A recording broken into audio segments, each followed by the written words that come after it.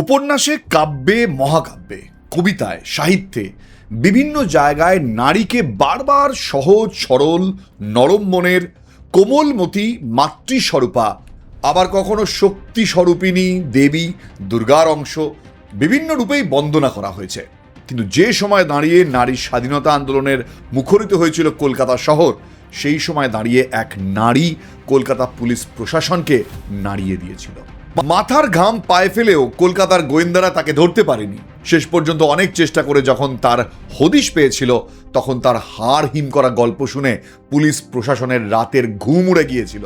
আজকে বলবো সেই হারিয়ে যাওয়া সুদূর কলকাতার এমন এক নারীর গল্প, ভদ্র সমাজ যাকে দূরে সরিয়েছিল, কিন্তু অন্ধকার জগৎ যাকে আপন করে নিয়েছিল। তিনিও আপন করে নিয়েছিলেন অন্ধকার জগৎকে। কলকাতার পাকস্থলীতে বেড়ে ওঠা এক অন্ধকার অতীত কাহিনী। নমস্কার, আয়াম বোসের আবারও একটা নতুন ভিডিওতে আপনাদের স্বাগত। আপনাদের সঙ্গে রয়েছি আমি কুনাল।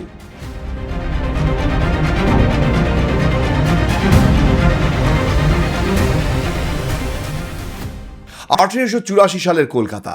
রাত গভীর হয়েছে, শহরের কোলাহল স্তব্ধ, কুয়াশায় ঢেকে গিয়েছে চিৎপুরের সরু গলি। হঠাৎ এক নারীর আতঙ্ক ভরা চিৎকার, তারপর সবকিছু নিস্তব্ধ। কয়েকদিন পরে একটা মৃতদেহ উদ্ধার হলো, কিন্তু এটাই প্রথম ছিল না, আর শেষও নয়। একের পর এক মানুষ নিখোঁজ হতে শুরু করলো। কেউ জানতো না কলকাতার বুকেই ঘুরে বেড়াচ্ছে এক নারী, যে হাসি মুখে মানুষের বিশ্বাস জয় করত, তারপর নির্মমভাবে কেড়ে নিত তাদের জীবন। ত্রৈলোক্যতারিণী আজও কলকাতা পুলিশের অন্দরমহলে যে নাম ঘুরে বেড়ায়, এত বছর পরেও। সেই 100 বছর পেরিয়ে গেছে কবে, এখনো এই নামটা কলকাতা পুলিশের গোয়েন্দা বিভাগকে আতঙ্কগ্রস্ত করে তুলতে পারে। দারোগা প্রিয়নাথ থেকে সকলে সেদিন আতঙ্কিত হয়েছিল ত্রৈলোক্যতারিণীর নাম শুনে, ত্রৈলোক্যতারিণীর বিবরণ শুনে। কিন্তু এই ত্রৈলোক্যতারিণী কে ছিল? কিভাবে হয়ে উঠল সেই যুগে দাঁড়িয়ে এক হত্যাকারিণী? ত্রৈলোক্যতারিণী হত্যাকারিণীর অন্ধকার জগতে পা বাড়ানোর আগে এক সাধারণ গ্রামের মেয়ে ছিল। ত্রৈলোক্যতারিণীর গল্প শুধুমাত্র কলকাতার সেই পুরনো যুগের অপরাধ জগৎ গড়ে ওঠার সময় এক নারী হত্যাকারিণীর গল্পই নয়। ত্রৈলোক্যতারিণীর গল্প বলে এক গ্রামের মেয়ের অন্ধকারে হারিয়ে যাওয়ার চিরকালীন বৃত্তান্ত। প্রথমেই শুরু করব ত্রৈলোক্যর অন্ধকারে হারিয়ে যাওয়ার সেই গল্প। ত্রৈলোক্যর জন্ম হয় বাংলার এক সাধারণ গ্রামে। শৈশব বলতে কিছুই ছিল না, মাত্র কয়েক বছর বয়সেই বিয়ে, স্বামীর সঙ্গে দেখা মাত্র একবার, তারপর স্বামীর মৃত্যু। এরপর এক বৈষ্ণবী নারী আশ্রয় দেওয়ার নামে তাকে নিয়ে এলো কলকাতায়। কিন্তু এটা কোনো নতুন জীবন শুরু ছিল না, এটা ছিল নরকের দরজা। ত্রৈলোক্যকে বিক্রি করে দেয়া হলো সোনাগাছির পতিতালয়ে। সেখানেই জন্ম নিল এক নতুন ত্রৈলোক্য, যে আর কখনো আগের মানুষ হয়ে ফিরে আসেনি। স্বামীহারা এক বিধবার সহজ সরল বিশ্বাসকে আশ্রয় করে তাকে নিয়ে আসা হয় এই কলকাতায়। তারপর সামান্য কিছু টাকার জন্য বেচে দেওয়া হয় অন্ধকার জীবনে, অর্থাৎ পতিতাপল্লীতে। সেই সময় বাবুদের কলকাতা। প্রতি রাতে কলকাতার বউবাজার, চিৎপুর অঞ্চলগুলোতে নামতো নরক গুলজার। বাবুরা আসতেন পতিতালয়ে। চারিদিক থেকে টপ্পা ঠুমরির গান, আতর আর কাবাবের কড়া গন্ধ। জুঁই ফুল, বেল ফুলের মালা বিক্রেতাদের হাঁক ভরে উঠত শহরের ব্যস্ত রাস্তায়। আর সেই সব কিছুর মধ্যেই বাবুদের মনোরঞ্জন করতেন যারা, সেই সব নারীরা হারিয়ে যেত অন্ধকার কলকাতার গলিপথে। এই ঘটনা ঘটেছিল ত্রৈলোক্যের সাথে। ত্রৈলোক্যের মতন আরো অনেক নারীর জীবনের গল্পই ছিল তখন এই রকমই। ত্রৈলোক্যতারিণী ছিল তাদের মধ্যেই একজন। কিন্তু হয়তো ত্রৈলোক্যতারিণী তাদের মতন একজন হয়ে থাকতে চাননি। প্রতিশোধ নিতে চেয়েছিলেন এই নিষ্ঠুর নির্মম সমাজ ব্যবস্থার বিরুদ্ধে। তাই অন্ধকারের সঙ্গে লড়তে নিজেই পা বাড়িয়েছিলেন আরো গভীর অন্ধকার জগতের দিকে। ত্রৈলোক্যের রূপ, যৌবন, সৌন্দর্য সেই সময় কলকাতার বাবুদের মন কেড়েছিল। আর তার থেকেই ত্রৈলোক্য হয়ে উঠেছিলেন সেই সময় অন্ধকার পল্লীর অন্যতম সেরা আকর্ষণ। তার টানে বড় বড় বাবুরা কয়েক হাজার টাকা উড়িয়ে দিতে দ্বিধা করতেন না। সুতরাং যা হবার তাই হলো। সময়ের সঙ্গে সঙ্গে ত্রৈলোক্য হয়ে উঠল সোনাগাছির অন্যতম ধনী নারী। বাড়ি, ঘোড়ার গাড়ি, চাকর বাকর সবই ছিল, কিন্তু সময় কারো জন্য অপেক্ষা করে না। যৌবন ফুরলো, অর্থ কমতে লাগলো, আর তখনই তার জীবনে এলো কালীবাবু। কালীবাবু হলেন পতিতাপল্লীর এক দালাল। ত্রৈলোক্যকে তিনি বোঝালেন রূপ যৌবন না থাকলে বাবুদের নজর কমবে, আর নজর কমলেই কমবে টাকা পয়সাও। তাই সোজা পথে না হলে এবার বাঁকা পথ ধরতে হবে। দুজনে মিলে শুরু করলো এমন এক প্রতারণার খেলা যা কলকাতাকে স্তম্ভিত করে দিয়েছিল। একসময় মাত্র 13 বছর বয়সে বিয়ে হয়েছিল এই ত্রৈলোক্য তারিণী 60 বছরের এক বৃদ্ধের সঙ্গে। ভেবে দেখুন তৎকালীন সমাজের অবস্থাটা। বুড়ো মরল, ত্রৈলোক্য তারিণী বিধবা হলো, তারপর বিশ্বাস করলো এক বৈষ্ণবীকে। সেখানেই বৈষ্ণবী তার সাথে আলাপ করালো এক যুবকের। সদ্য যৌবনে পা দেয়া ত্রৈলোক্য তারিণী তাকেও বিশ্বাস করে ঠকল। কলকাতায় এসে বিক্রি হয়ে গেল নিষিদ্ধ পল্লীতে। সেই জীবনে পা রেখে বুঝেছিল ফেরার পথ বন্ধ, তাই নিষিদ্ধ পল্লীকেই নিজের সবকিছু করে তুলল। কিন্তু যতদিন যৌবন রূপ, ততদিন নিষিদ্ধ পল্লীতে নারীর কদর। তারপর কিন্তু তাকে প্রতারণা করেনি অন্ধকার জগৎ। অন্ধকার জগতের সেই কালীবাবু তার সাথে সম্পর্ক গড়ে তুলেছিল। কালীবাবুর স্ত্রী, পুত্র সন্তান সবই ছিল। স্ত্রী মারা যাওয়ার পরে সেই পুত্র সন্তানকেও দেখাশোনার ভার নিয়েছিল এই ত্রৈলোক্য তারিণী। কিন্তু চলবে কিভাবে? এখন তো আর রূপ যৌবন নেই যে নিত্য নতুন বাবুরা তার ঘরে এসে অর্থ লুটিয়ে দিয়ে যাবে। তাই সেই কালীবাবু আর ত্রৈলোক্য তারিণী দুজনে মিলে সেই ফন্দি আঁটলেন। বিভিন্ন রকম প্রতারণা শুরু করলো তারা। সেই যুগের কলকাতায় প্রতারণার ধরন দেখলে আজকের যুগেও মনে হয় আপনি লজ্জা পাবেন। বড়লোক বাড়ির বাবু কালচারের ছেলে মেয়েদের মাথা খেয়ে তাদের বিভিন্ন নেশায় বুঁদ করে অর্থ রোজগার, এমনকি তাদের ব্ল্যাকমেল করে অর্থ উদ্ধার। এছাড়াও চলতে লাগলো বিভিন্ন ধরনের প্রতারণা। ত্রৈলোক্য তারিণী আর কালীবাবুর জুটি তখন কলকাতার প্রতারকদের শিরোমণি। একেবারে মানিক জোর যাকে বলে, তাদের পাল্লায় একবার যারা পড়েছে তারা সর্বশান্ত হয়ে বাড়ি ফিরেছে। কালীবাবু কলকাতার রাস্তায় ধরতেন শিকার। ভদ্রঘরের বাবু কালচারের রসিক ছেলেদেরকেই তার পছন্দ ছিল। ত্রৈলোক্য তারিণীর কাছে নিয়ে যাওয়া হতো। ত্রৈলোক্য তারিণী তখন সতী সাধ্যী সেজে নিজের বোনের সঙ্গে পাত্রের আলাপ করিয়ে দিতেন। আর যে মেয়েটাকে খাড়া করা হতো তার অভিনয় এবং প্রেমের জালে সেই যুবক ধরা দিতে বাধ্য হতো। প্রেম গড়িয়ে যেত, তারপর একদিন বিয়ের প্রস্তাব, বিয়েও হতো। প্রেমে হাবুডুবু খাওয়া যুবক পাত্রীকে তখন নিজের জীবনও দিতে প্রস্তুত। সোনা দানা গয়না আত্মীয় স্বজন জাঁক জমক করে বিয়ে হলো। বিয়ের কিছুদিন পরেই ত্রৈলোক্য তারিণীর সাজানো পাত্রী মায়ের কাছে যাচ্ছি বলে সব গয়না নিয়ে পালিয়ে আসতো এই ত্রৈলোক্য তারিণীর কাছে, আর তারপর আর ফিরত না। ভুয়ো ঠিকানায় পরবর্তীকালে সেই পাত্র আর পাত্রের বাড়ির লোক এসে দেখতো বউ পালিয়েছে, আর তার সাথে গয়না সোনা টাকা কড়ি সব হাফিস। এভাবেই চলছিল ত্রৈলোক্য তারিণীর প্রেমের ফাঁদ পেতে যুবকদের সর্বনাশ করার খেলা। বারবার ধরা না পড়ায় সাহস বাড়ছিল অর্থের লোভও।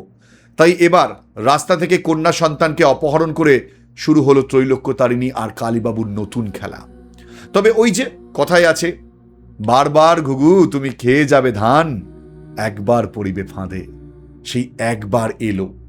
এক জমিদারি এস্টেটের কড়া কর্মচারীকে গয়নার লোভে খুন করে বসলেন কালীবাবু আর ত্রৈলোক্য তারিণী। এই দুজনকে বারবার না ধরতে পারা পুলিশ এইবার কিন্তু সফল হলো, ধরে ফেললেন তারা। কালীবাবুর প্রাণদণ্ড হলো একেবারে ফাঁসি, কিন্তু ত্রৈলোক্য তারিণী প্রমাণের অভাবে বেঁচে গেল। যাবার আগে কালীবাবু ত্রৈলোক্য তারিণীকে শেষবার দেখে গেলেন।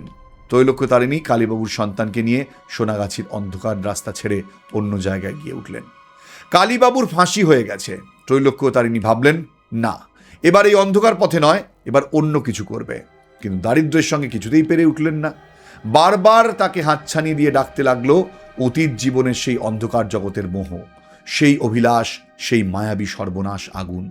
ত্রৈলোক্য তারিণী আর থাকতে পারলেন না, আবার পা বাড়ালেন সেই মরীচিকার টানে। অন্ধকার জগৎ, কলকাতার পাকস্থলীতে গোপনে বেড়ে ওঠা অতীত দিনের অন্ধকার হাতছানি। নিজের অন্ধকার জগৎ নিজেই সাজিয়ে নিলেন ত্রৈলোক্য।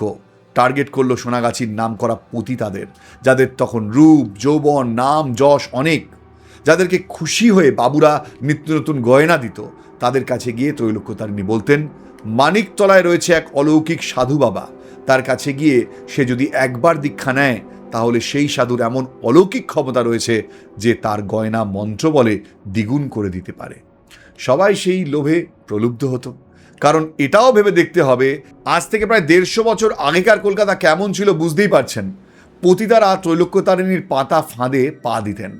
ত্রৈলোক্য তারিণী মানিকতলা সেই সাজানো সাধু বাবার কাছে নিয়ে যাওয়ার আগে নিশ্চিত হতো যাতে তারা সব গয়না পরে আসে। সব গয়না পরে যেই তারা মানিকতলায় আসতেন, বাগানবাড়ির পরিত্যক্ত একটা পুকুরে ত্রৈলোক্য তাদেরকে সাধু বাবার আশীর্বাদ নেওয়ার আগে স্নান করে নিতে বলতেন, আর আগে নিজের কাছে তাদের সব গয়না খুলিয়ে তারপর স্নান করতে পাঠাতেন। যেই না পুকুরে সেই মেয়েটা স্নান করতে নামতো, পেছন দিকে যমরাজের সাক্ষাৎ প্রতিনিধি হয়ে পুকুরে নামতো ত্রৈলোক্য, সাক্ষাৎ সেই ডাকিনী ভয়ঙ্করী পিশাচী। তারপর নিজের নিষ্ঠুর হাতে তার মাথা চেপে ধরতো জলে। ছটফট করতে করতে সেই নারী জলেই তার শেষ নিঃশ্বাস ত্যাগ করত। প্রাণবায়ু বেরিয়ে নিথর দেহ তলিয়ে যেত জলে। ত্রৈলোক্যর মুখে ফুটে উঠত নিষ্ঠুর পৈশাচিক হাসি। তারপর সেই সব গয়না নিয়ে ত্রৈলোক্য চম্পট দিত। 5 বছর বহু নারীকে এইভাবে হত্যা করে তাদের গয়না নিয়ে নেয় ত্রৈলোক্য। কলকাতার গোয়েন্দা পুলিশ একের পর এক লাশ উদ্ধার করতে থাকে মানিকতলার সেই পুকুর থেকে, কিন্তু ত্রৈলোক্য তারিণী কিছুতেই ধরা পড়ে না। একদিন এক পথচারী পুরো ঘটনাটি দেখে ফেলে। প্রাণে বেঁচে যায় এক নারী। ত্রৈলোক্যকে ধরে থানায় নিয়ে যাওয়া হয়। মনে হচ্ছিল এবার শেষ, কিন্তু না। অবিশ্বাস্যভাবে সে নিজের কথার জাদুতেই পুলিশকে বিশ্বাস করিয়ে দিল যে সে নির্দোষ। ত্রৈলোক্য আবার মুক্ত। কলকাতার আকাশে তখন শীতের কুয়াশা। সন্ধ্যা নামলেই চিৎপুরের সরু গলিগুলো অদ্ভুত নীরব হয়ে যেত। বাতাসে ভেসে আসতো গঙ্গার সোঁদা গন্ধ, দূরে কোথাও ঘোড়ার গাড়ির চাকার শব্দ, আর মাঝে মধ্যে কুকুরের দীর্ঘ আর্তনাদ। এই শহর জানতো না তারই বুকের মধ্যে ঘুরে বেড়াচ্ছে এক নারী, যার মুখে ছিল মায়া, কিন্তু হৃদয়ে জমাট বাঁধা অন্ধকার। এরপর একের পর এক নারীকে হত্যা করেছে, কিন্তু পুলিশের হাতে ধরা পড়েও বারবার বেঁচে গিয়েছে। কিন্তু প্রতিটা অপরাধীর জীবনেই এমন একটা মুহূর্ত না আসে যখন সে নিজের সবচেয়ে বড় ভুলটা করে ফেলে। ত্রৈলোক্যর ক্ষেত্রেও সেই মুহূর্ত এসে গিয়েছিল। চিৎপুরে পাঁচু ধোপানি লেনের একটা ভাড়া বাড়িতে সে তখন নতুন করে বাসা নিয়েছে।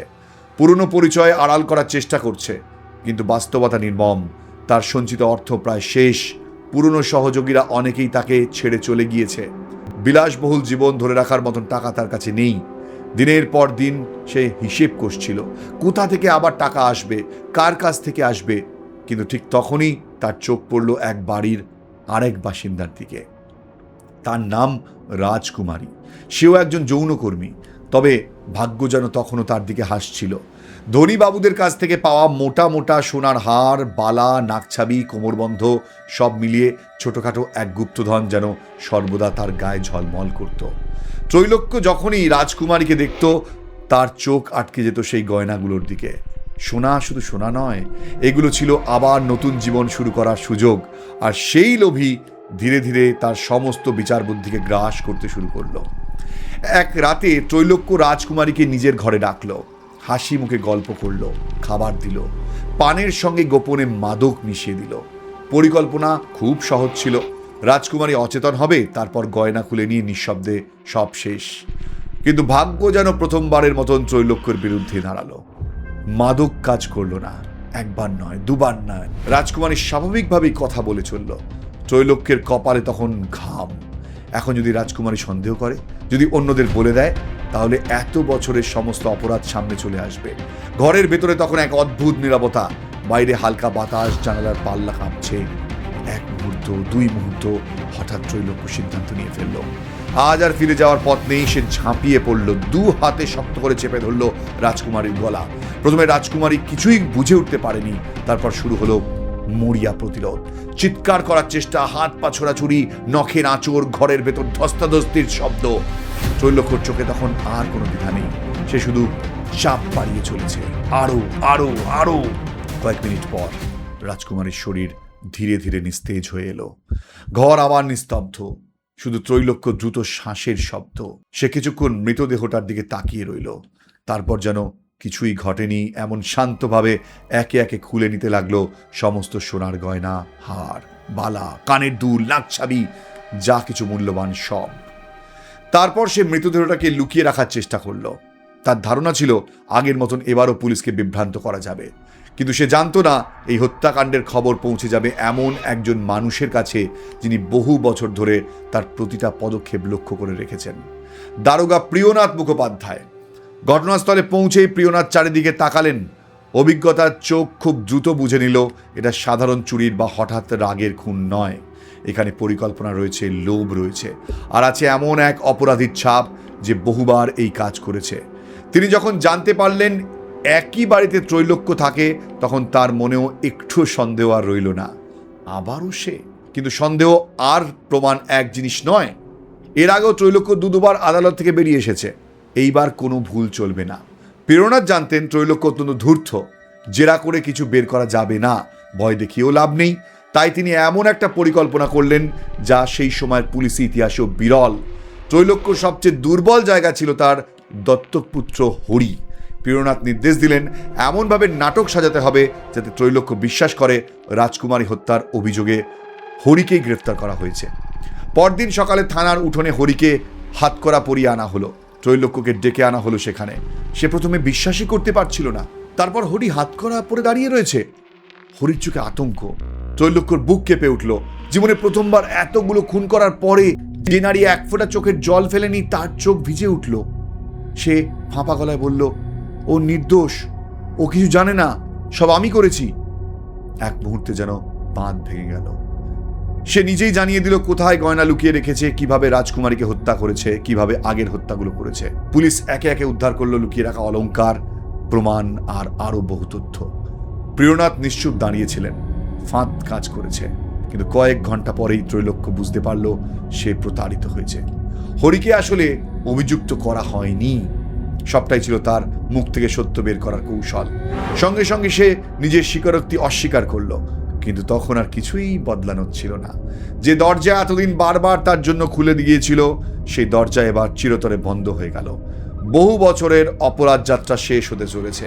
ত্রৈলোক্য বুঝতে পারছিল এইবার আর কলকাতার অন্ধকার গলি তাকে লুকিয়ে রাখতে পারবে না, কারণ তার শেষ খুনি হয়ে উঠল তার শেষ ভুল। কলকাতা পুলিশের সদর দপ্তরে সেদিন অদ্ভুত এক নীরবতা।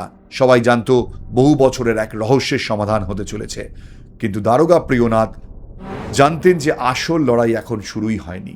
ত্রৈলোক্য একবার ভেঙে পড়ে সব স্বীকার করেছিল, কিন্তু কয়েক ঘন্টা পরেই সে বুঝতে পারে তাকে কৌশলে ফাঁসানো হয়েছে।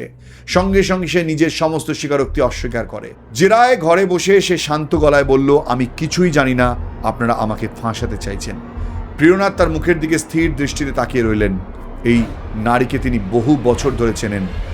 সে কখন মিথ্যে বলে, কখন সত্যি বলে, তা বোঝা সহজ নয়। তবুও তিনি হাল ছাড়লেন না। একের পর এক সাক্ষী জোগাড় করা হলো, উদ্ধার করা হলো লুকিয়ে রাখা সোনার গয়না। ঘটনাস্থলে বর্ণনা মিলিয়ে দেখা হলো, পুরনো নিখোঁজ হওয়ার নারীদের তথ্য আবার খুলে বসা হলো। যে মামলাগুলোকে সবাই বিচ্ছিন্ন ঘটনা ভেবেছিল, সেগুলো ধীরে ধীরে এবার সুতোর গাঁথা শুরু করলো। প্রিয়নাথ বুঝলেন তিনি শুধু একটা খুনের তদন্ত করছেন না, তিনি কলকাতার ইতিহাসের অন্যতম ভয়ঙ্কর ধারাবাহিক হত্যাকাণ্ডের জাল খুলে ফেলেছেন। মামলা শুরু হলো। আদালত দর্শকে পরিপূর্ণ। কলকাতার মানুষ এমন বিচার আগে কখনো দেখেনি। একজন নারী, তার বিরুদ্ধে একাধিক হত্যা, প্রতারণা, অপহরণ, ছলনা, অসংখ্য অভিযোগ। ত্রৈলোক্য আদালতে দাঁড়িয়ে নিজেকে নির্দোষ বলে দাবি করল। তার আইনজীবী বললেন, স্বীকারোক্তি জোর করে আদায় করা হয়েছে, কোনো প্রত্যক্ষদর্শী নেই, সবই অনুমান। কিন্তু প্রসিকিউশনের হাতে ছিল একের পর এক প্রমাণ, উদ্ধার হওয়া গয়না, সাক্ষীদের বয়ান, ত্রৈলোক্য নিজের দেখানো গোপন লুকোনোর জায়গা। প্রতিটা প্রমাণ যেন আদালতের দেওয়ালে একটা শব্দ লিখে দিচ্ছিল, দোষী। দিনের পর দিন শুনানি চলল। অবশেষে বিচারক রায় ঘোষণা করলেন, ত্রৈলোক্য দোষী, শাস্তি ফাঁসি। আদালত ঘর নিস্তব্ধ হয়ে গেল। ত্রৈলোক্য বুঝতে পারল এবার আর ফিরে যাওয়ার পথ নেই। আলিপুর কারাগারের একটা ছোট অন্ধকার কুঠুরি, এটাই ত্রৈলোক্যর জীবনের শেষ রাত। বাইরে পাহারাদারদের পায়ের শব্দ, ভেতরে নিস্তব্ধতা। এই প্রথম হয়তো সে নিজের অতীতের মুখোমুখি হলো। এক গ্রামের সরল মেয়ে, তার সোনাগাছির যৌন জীবন, তারপর প্রতারক, শেষ পর্যন্ত ধারাবাহিক খুনি। রাত গভীর হলো। দারোগা প্রিয়নাথ তাকে শেষবার দেখতে এলেন। দুজনের চোখাচোখি হলো। কয়েক মুহূর্ত কেউ কথা বললেন না। তারপর ত্রৈলোক্য ধীরে ধীরে বলতে শুরু করলো, তার শৈশব, তার প্রতারণা, তার অপরাধ, আর সেই অন্ধকার জীবনের প্রতিটা বাঁক। অনেকক্ষণ পরে সে থেমে গেল, চোখে জল নিয়ে শুধু বলল, আমার হরির কোনো দোষ নেই, ওকে দেখে রাখবেন, ও যেন আমার মতো না হয়।